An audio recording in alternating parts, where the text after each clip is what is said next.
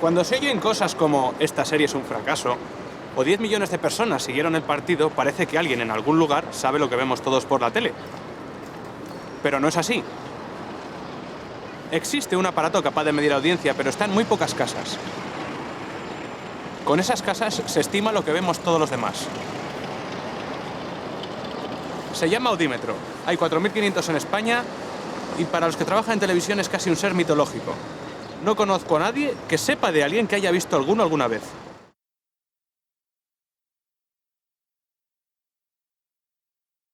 Cada día aparece en los medios un ranking de grandes éxitos.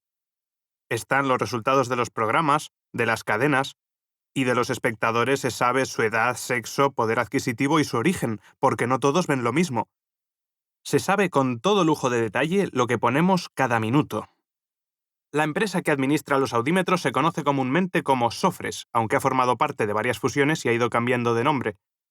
Taylor Nelson Sofres selecciona 4.500 hogares, pone un audímetro en cada televisor y recopila su información.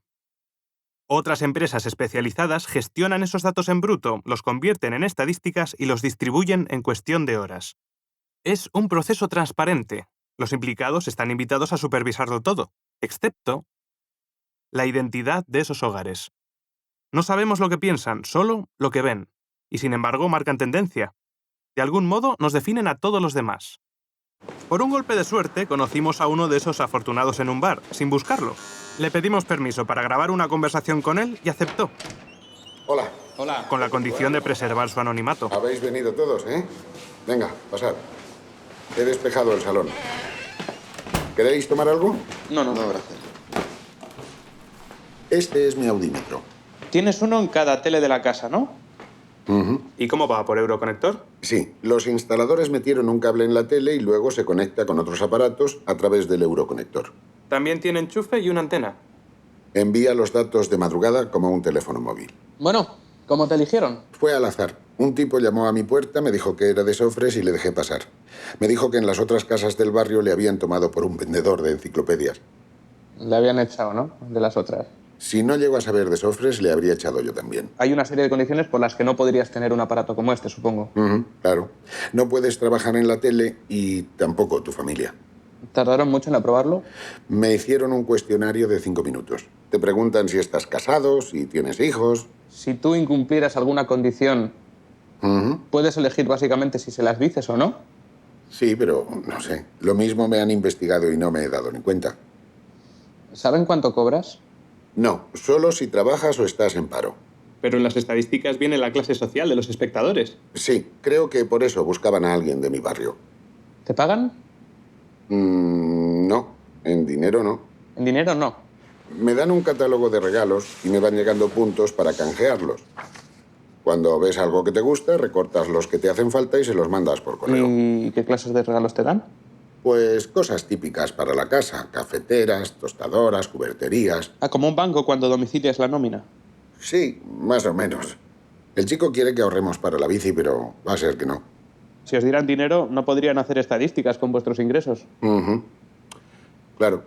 ¿Te dan más puntos si ves más la tele? No, aunque veamos mucha, siempre es igual. ¿Y si no ves nada la tele? Si, por ejemplo, te vas de vacaciones, tienes que avisarles o te llaman a ver qué pasa. ¿Tú crees que tienes gustos normales? ¿Mis gustos? No, creo que no veo lo que suele ver la gente. Por ejemplo, ¿viste el final de Farmacia de Guardia? No. ¿El de Médico de Familia? No. ¿La final de Operación Triunfo 1? No. ¿El principio del primer Gran Hermano? El primero de todos igual sí que lo vi un poco. ¿La final de la Copa de Europa 2008? Sí, pero oye, esa la vi en un bar, no sé si contará. ¿Y los documentales de la 2? Depende del documental, pero me gustan mucho. Para la hora de la siesta son magníficos. Cuando anuncian un programa nuevo, ¿tienes curiosidad? Ninguna. Ni el programa va a ser nuevo, porque ya existió hace 10 años con otro nombre, ni por el anuncio. No los aguanto. La tele ahora entonces no te gusta mucho. Cada vez menos. Cada vez veo menos cosas y más concretas. ¿Han cambiado tus costumbres por tener este cacharro en casa? Hay programas que evito todavía más que antes. Cuando hay un programa que no quieres que esté, Ujú. Directamente te sientes bien al cambiar de canal. Por supuesto. Es como irse pegando un portazo. ¿Te bajas películas? No, pero alquilamos muchos DVDs. El videoclub de mi barrio vive gracias a mí. ¿El aparato sabes si pones un DVD? Sí, pero no cuál. Solo sabe lo que viene por el euroconector. ¿Y los canales de TDT? También. Pero cualquier cosa conectada por alta definición no la detecta. ¿Como un Blu-ray o una consola moderna? Eso es. El audímetro no detecta actividad y se apaga. Y tampoco sabes si está escuchando una peli en castellano o en inglés. Eso ya ni idea. ¿Quieres ver cómo funciona? Venga. Ponemos la tele y puedes ver que se enciende solo. Y que te pregunta quién eres. Y para decírselo tiene su propio mando a distancia. El mando tiene un botón para cada miembro de la familia y una columna de botones por si hay invitados. Entonces yo le doy al botón con mi nombre. ¿Y si no das a ningún botón del mando, qué pasa? Si se te olvida darle, la ventanita parpadea hasta que te das cuenta. Y como estás viendo la tele conmigo, le decimos si eres hombre o mujer y la edad que tienes. Y ya está. Es anónimo. Pero fíjate que si tienes invitados, debes usarlo delante de ellos. ¿Haces trampas? Pues podría, pero ¿para qué? Igual que me acabas de poner a mí, podrías inventarte que tienes aquí 8 amigos, podrías inventarte espectadores. 8 no. Creo que son hasta 15, pero tampoco tengo una motivación para hacerlo. Se supone que con este aparato representas entre 10 y 12.000 personas. Eso me dijeron. Es que representas a más gente que el 90% de los alcaldes de España. Hay decenas de miles de puestos de trabajo que dependen de 4.500 hogares con audímetro. ¿Sí? Solo en los canales ya trabajan un montón de personas. Y luego para cada programa se forman equipos con gente de fuera.